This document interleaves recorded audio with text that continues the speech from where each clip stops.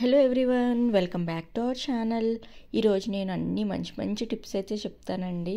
అసలు వీడియో అయితే స్కిప్ చేయకుండా చూడండి ఎండింగ్ వరకు. ఫస్ట్ టిప్ వచ్చేసి, ఇలా చిన్నపిల్లలు గోడల పైన ఇలా పెన్స్తో ఇలాగా గీసేస్తూ ఉంటారు కదా, అవి మార్క్స్ అయి పోవాలంటే ఏం చేయాలంటే నెయిల్ పాలిష్ రిమూవర్ తీసుకుని ఒక దూత్ తీసుకుని దాంతో వీడియో క్లిప్పింగ్లో నేను చూపిస్తున్నట్లుగా ఇలా తుడిచేస్తే చాలండి. చూసారు కదా ఎంత బాగా, అస్సలు తెలియట్లేదు, మొత్తం అంతా కూడా వదిలిపోయింది.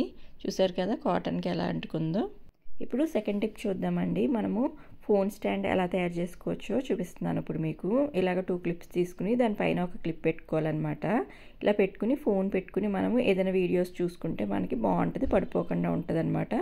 ఫోన్ స్టాండ్ కింద మనకి రెడీ అయిపోతుంది. మనం ఏ వీడియోస్ కావాలితే అవి మనం ఈజీగా చూసుకోవచ్చు అనమాట. ఇదండి సెకండ్ టిప్. అండ్ ఇప్పుడు అలాగే థర్డ్ టిప్ అయితే చూద్దామండి.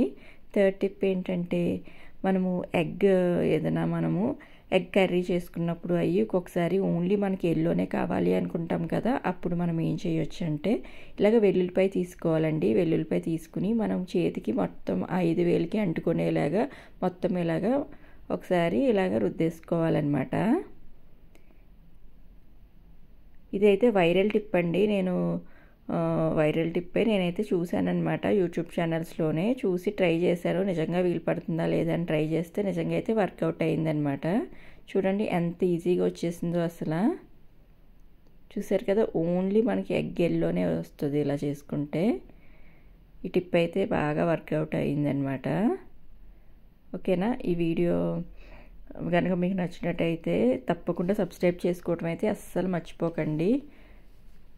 అండ్ ఇప్పుడు థర్డ్ టిప్లోకి వెళ్ళిపోదాం. మనం ఎక్కడికైనా వెళ్ళినప్పుడు ఛార్జింగ్ అయి పెట్టుకుంటాం కదా, ఛార్జింగ్స్ అయి పెట్టుకున్నప్పుడు మనకి ఒక్కొక్కసారి అక్కడ స్టూల్స్ కానీ ఏమి ఉండవు పెట్టుకోవడానికి.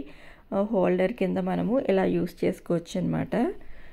నేను ఊరికే మీకు పెట్టి చూపిస్తున్నాను. అలాగా మనకి ఇలాగా మనం మాస్క్స్ ఉంటాయి కదా, మాస్క్ ఇలా పెట్టుకుని మనం ఛార్జింగ్ అయితే పెట్టేసుకోవచ్చు అనమాట. ఇలా పెట్టుకోవటం వల్ల మనకి పడిపోకుండా ఉంటుంది.